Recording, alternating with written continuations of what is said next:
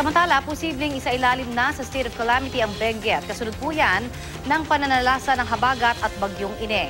Umakyat na rin sa 12 ang patay sa lalawigan dahil po sa pagguho ng lupa.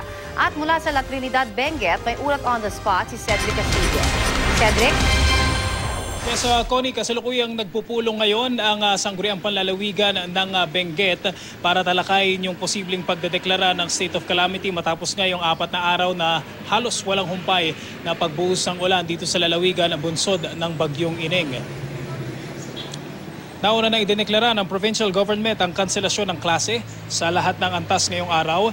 Base sa latest situation report ng Benguet Police Provincial Office, umabot na sa 12 ang naitalang patay sa lalawigan dahil sa mga landslide. Kabilang narito ang 4 na nasawi sa bayan ng Mangkayan matapos matabunan ng gumuhong lupa. Inilunsad na ang search and rescue operation sa Taneg, Mangkayan para sa 13 small-scale miners na nawawala pa rin hanggang sa ngayon. Pinangangambahang nadamay sa pagkolaps ng lupa ang mga minero matapos maguhuan ng bato at lupa ang kanilang temporary camp houses sa kasagsagan ng pananalasa ng bagyong Ineng. Ayon sa provincial government ng Benguet, suspendido ang lahat ng mining activities noong may bagyo kaya't nasa camp houses ang mga minero. Sa kasamaang palad ay nadamay din ang itong mga kanilang mga camp houses. Samantala, umabot na sa 720 millimeters ang ulang bumagsak sa lumipas na araw sa lungsod naman ng Baguio. Ayon sa Office of Civil Defense, 900 millimeters ang average rainfall sa lungsod tuwing buwan ng Agosto. Muling nagparamdam ang buhos ng ulan ngayong umaga pero tuloy ang clearing operations sa 100 meters na landslide sa barangay Wabak naman sa akopyan ng Camp 7 sa Cannon Road. Nauna nang sinabi ng DPWH na Baguio na kung magiging maganda na ang panahon ay posibleng madaanan na ng mga tao at motorsiklo ang bahaging yon sa loob ng 1 linggo at 2 linggo naman bago ito tuluyang mabuksan. Ayon sa City Operations Center ng Baguio, as of 12 midnight kagabi ay 85% na ng supply ng kuryente ang naibalik sa lungsod at ang local government ng Baguio ay hindi naman nagdeklara ng kanselasyon ng klase ngayong araw na ito. May dagdag ko lang, Connie, passable na ang isang lane sa pagitan ng kilometer 16 at 17 sa Halsima Highway. Ayon yan sa provincial government ng Benguet. Matapos ito yung ma-wash out yung ilalim ng kalsada, pwede na raw dumaan sa ngayon yung mga light vehicles. Connie? Yes, Cedric, yung canon na yan ay di ba ginagawa lamang yun nung nakalipas na bagyo.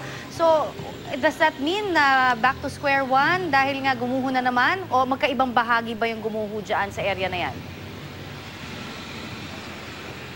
Tama yung sinabi mo, Connie, back to square one at baka siguro kung pagbabasehan natin yung mass o yung volume ng lupa ay posible na abutin pa raw ng mas matagal. Yan ang DPWH is hoping na magiging maganda na raw yung panahon. Baka daw abutin ng mga at least 2 weeks bago completely may deklara ito.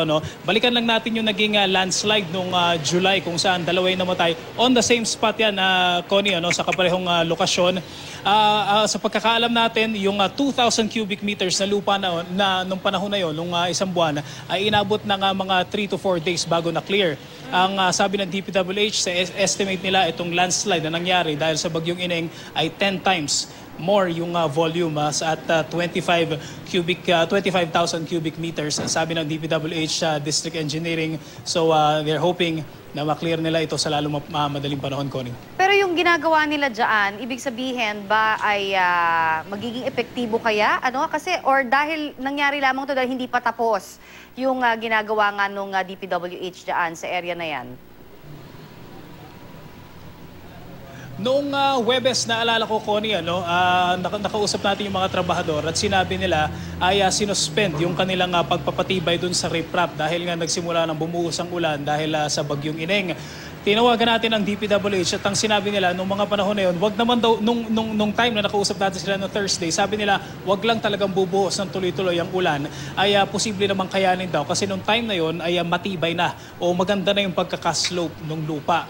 Unfortunately, ay umabot na nga sa 720 millimeters yung ulan. So talaga sadyang hindi na kinaya ng lupa. Ang sabi nila, nakausap natin yung district. Yes, Cedric? Cedric?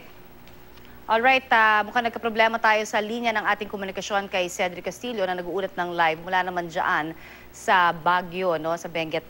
At nakita ho natin talaga na ang pag-landslide ay tuloy-tuloy pa rin kung kaya't marami ho talaga ang namomroblema kung paano dadaan dyan. Pero ang sinasabi nga ng DPWH ay na rin sa ulat ni Cedric Castillo, ito ay maaaring mabuksan o posibleng mabuksan sa publiko in more than 2 weeks na paghihintay natin.